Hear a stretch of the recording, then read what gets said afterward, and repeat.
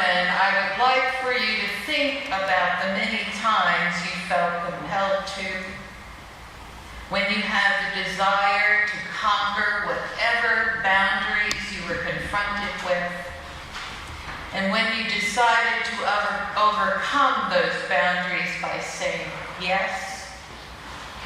And by saying yes, you created for yourself a different and a better reality than what you had before.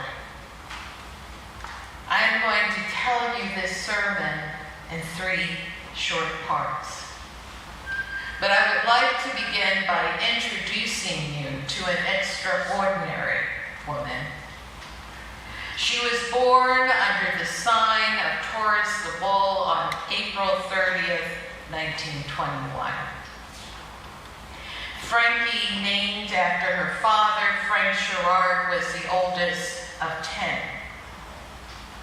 She was raised in perhaps one of the poorest of Alabama towns, and that's saying a lot, in a small community known as Cuba, spelled C-U-B-A,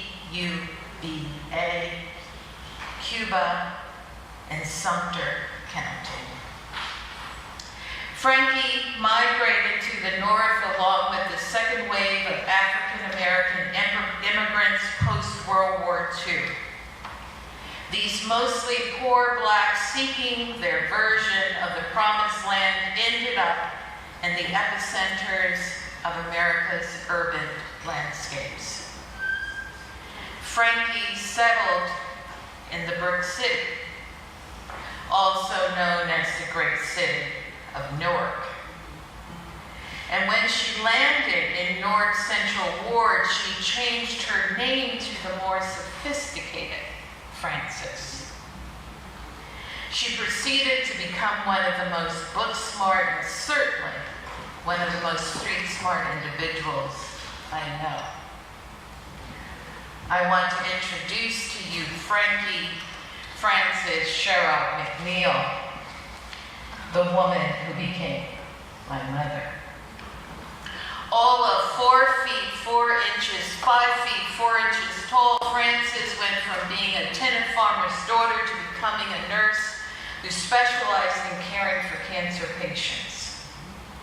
To show you how my family progressed financially, largely because she willed it to be so, we went from a family that shopped in North Valley Fair, a store similar to Kmart, to one that shopped at Lord & Taylor and similar stores. By the time I was 16 years old, my mother and I had visited 5 European countries. And even though we were not born into the black bourgeoisie, we dared to vacation twice in the enclave of the black intelligentsia and middle class, Oaks Bluff, Massachusetts.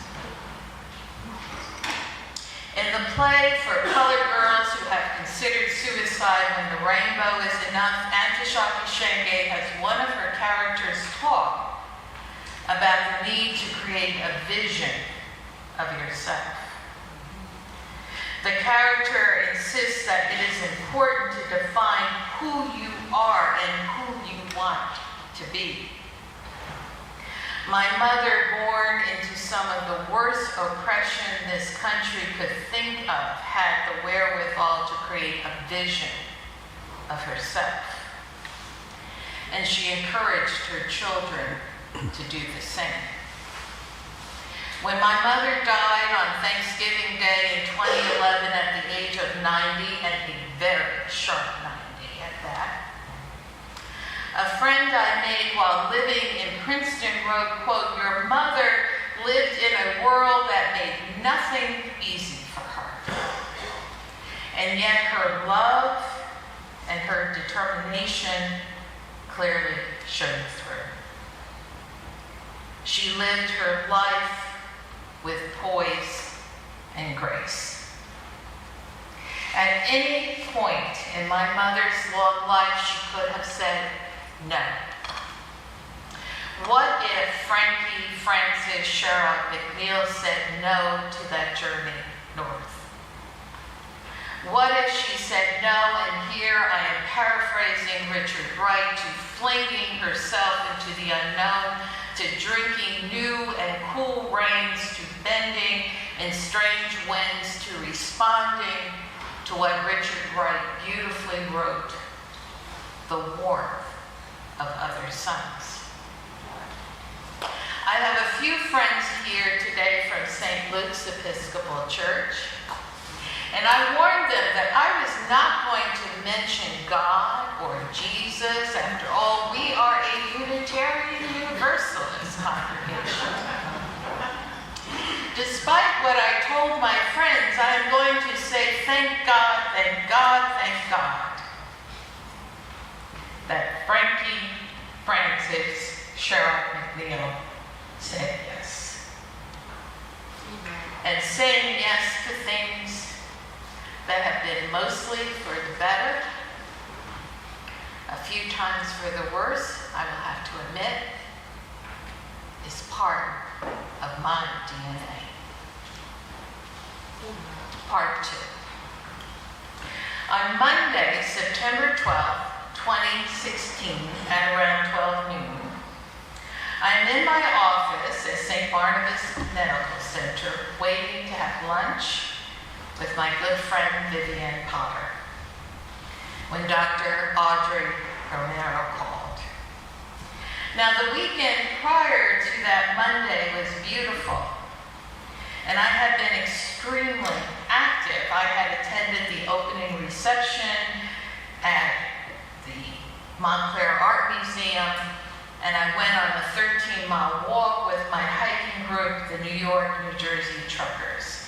We walked from the southernmost tip of Manhattan to the Little Red Lighthouse under the George Washington Bridge.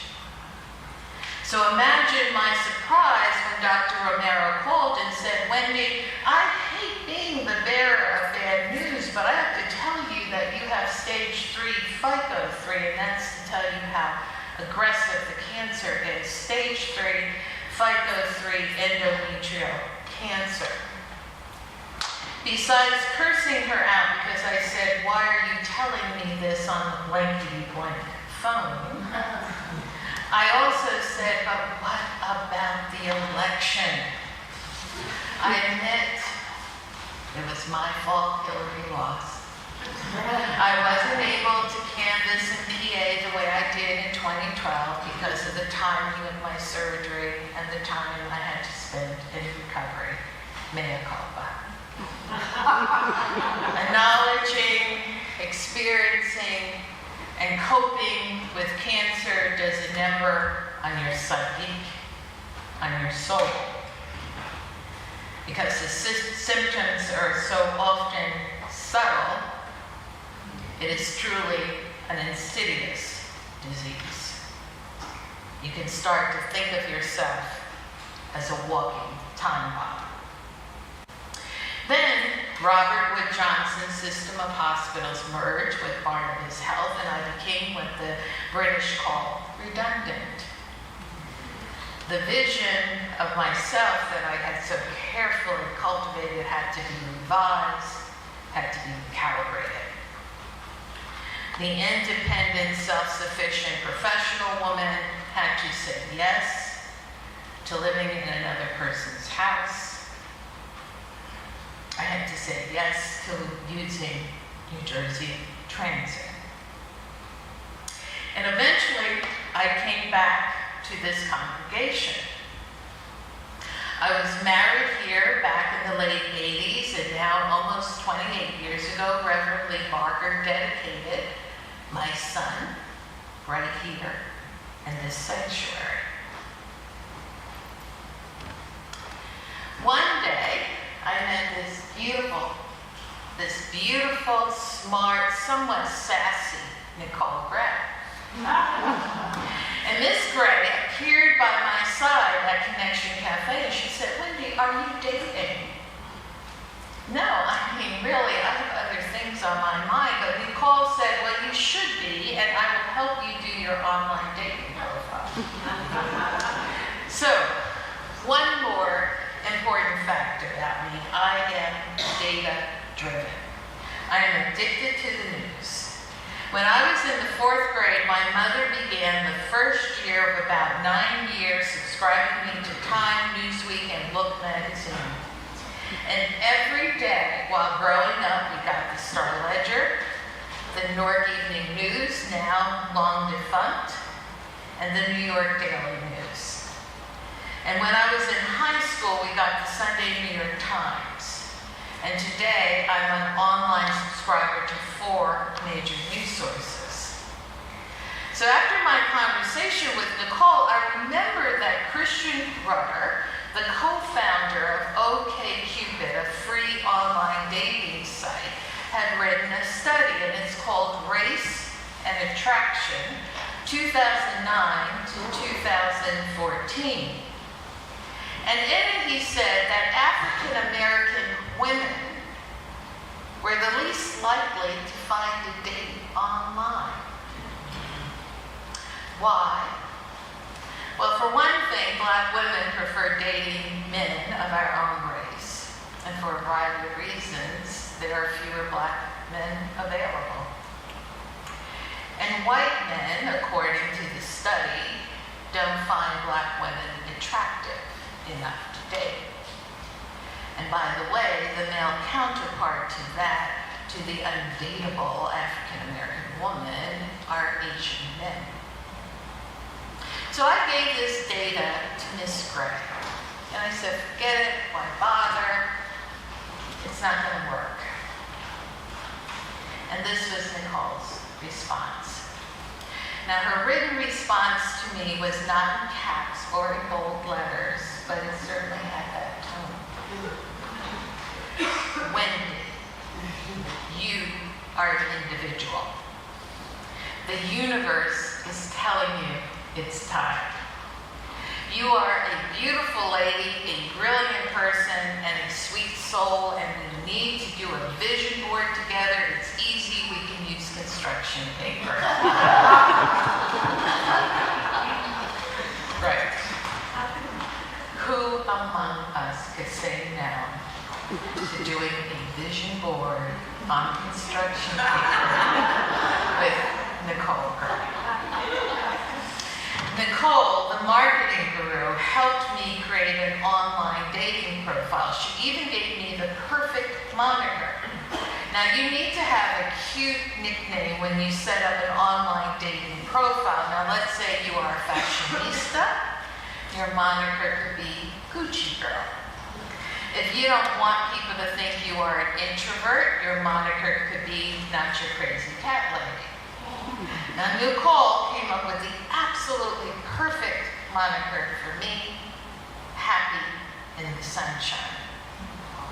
I love to be outdoors, hiking, bathing in the sun at the Jersey Shore, just sitting for hours on a park bench. Happy in the sunshine was perfect. Part 3. The day I went live with my profile was the day I started to get requests for dates. Data be damned. I got dates from an attorney with the Southern District of New York, a real badass, to a Mexican-American former lead singer of a heavy metal band, to an angry Buddhist who said some really mean-spirited things against, of all people, the Dalai Lama,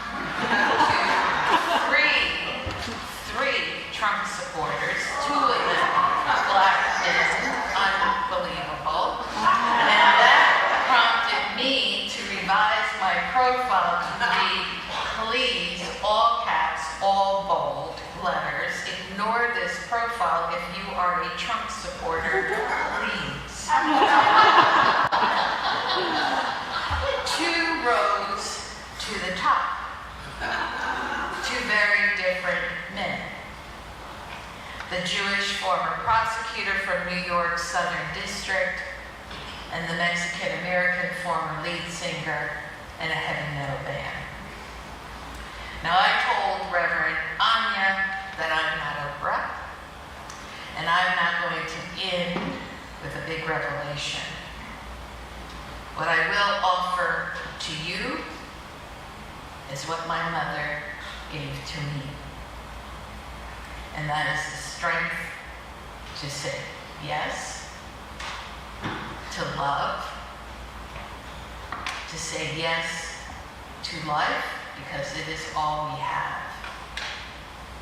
And Godspeed to all of you on your great and wonderful journey. May it be so.